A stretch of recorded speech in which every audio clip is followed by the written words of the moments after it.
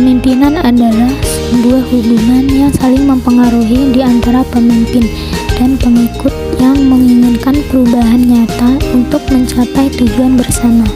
Ada 4 elemen utama kepemimpinan yang efektif. Yang pertama, pengalaman sukses. Orang akan lebih yakin dipimpin oleh pemimpin yang berpengalaman sukses. Penting bagi pemimpin untuk mampu menunjukkan pola pikir yang sukses dan dibuktikan dengan nilai menghasilkan kesuksesan kecil atau mulai menunjukkan tanda-tanda kesuksesan atas strategi pola pikirnya. 2. Memiliki visi. Pemimpin yang efektif harus mempunyai visi. Visi akan menentukan arah organisasi. Yang ketiga, menghargai orang lain. Pemimpin yang efektif harus menghargai orang lain. Setiap orang, siapapun dia, pasti ingin dihargai bahkan oleh atasannya. Yang keempat, pribadi yang kredibel. Pemimpin yang efektif selalu komitmen dengan apa yang dikatakannya.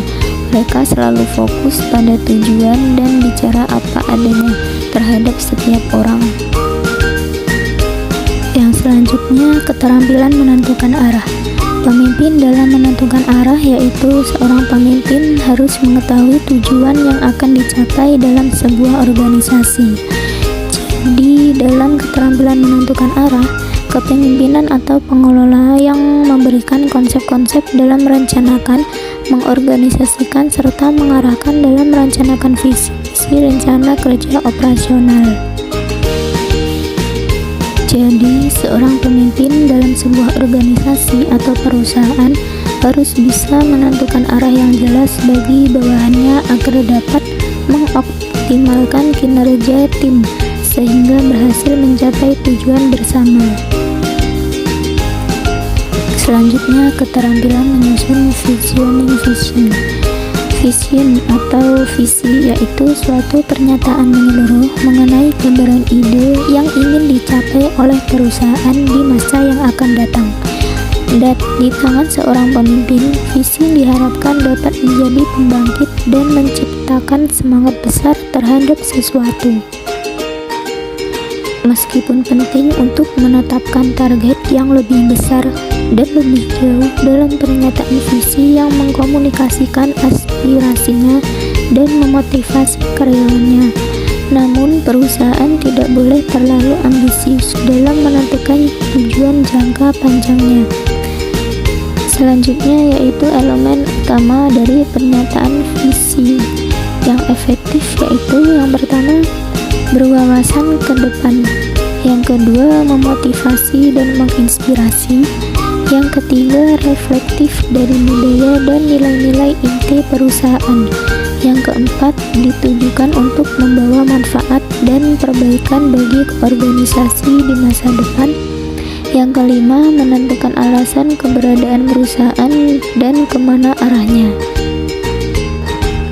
Selanjutnya, hal yang perlu diperhatikan dalam merumuskan visi yaitu yang pertama, visi harus dapat memberikan panduan atau arahan dan motivasi. Yang kedua, visi harus disebarkan di kalangan anggota organisasi. Yang ketiga, visi harus digunakan untuk menyebarluaskan keputusan dan tindakan organisasi yang penting. Yang keempat, membuat visi yang sederhana, jelas, dan mudah dipahami bagi suatu perusahaan atau organisasi. Clarifying purpose, yaitu kekuatan penggerak yang dimiliki oleh para pemimpin seharusnya bukan berupa uang, perilaku menakutkan, peraturan, ancaman, melainkan adalah ketulusan, wawasan yang jelas, dan perhatian terhadap semua orang-orang yang dipimpinnya. Jadi, tugas sebagai pemimpin itu sederhana saja, yaitu menghidupkan, menggerakkan, dan mengarahkan terhadap orang-orang yang dipimpinnya. Kekuatan pegawai dalam sebuah lembaga atau perusahaan sangat penting posisinya dalam mengembangkan kemajuan perusahaan lembaga. Kekuatan itu bisa diperoleh dari hasil pengembangan dalam perusahaan. Faktor penting dalam keberhasilan kinerja suatu organisasi adalah adanya pegawai yang mampu kemampuan dalam bekerja. Faktor kemampuan kinerja pegawai dapat dilihat dari pengetahuannya dan keterampilan yang dimilikinya. Berdasarkan tersebut, maka pengetahuan karyawan tentang tugas atau pekerjaannya dapat diukur dengan indikator. Yang pertama, pemahaman tentang cangkupan tugas atau pekerja.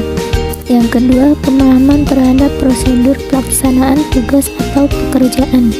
Yang ketiga, pemahaman terhadap cara pelaksanaannya. Yang keempat, penghayatan terhadap tanggung jawab atas pekerjaannya. Yang kelima, pemahaman tentang tantangan dalam pelaksanaan pekerjaan. Adapun faktor yang mempengaruhi kinerja karyawan, yang pertama, lingkungan kerja. Memastikan karyawan atau pegawai memiliki tempat kerja yang sehat adalah kunci dari produktivitas karyawan.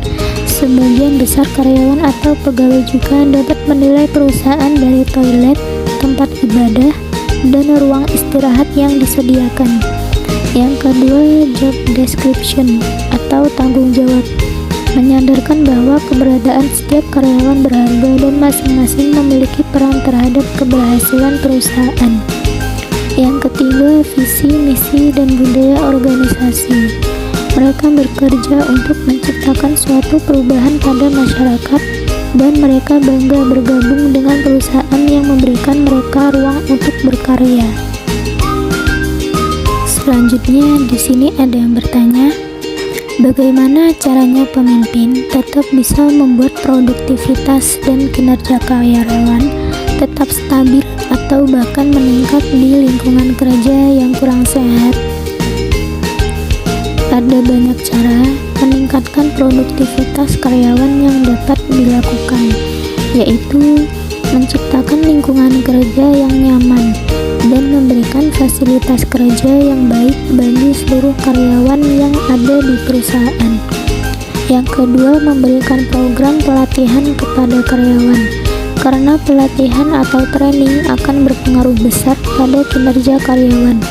Cara meningkatkan produktivitas karyawan melalui program pelatihan sangat penting bagi setiap karyawan di perusahaan agar dapat bekerja secara profesional, terutama bagi karyawan baru.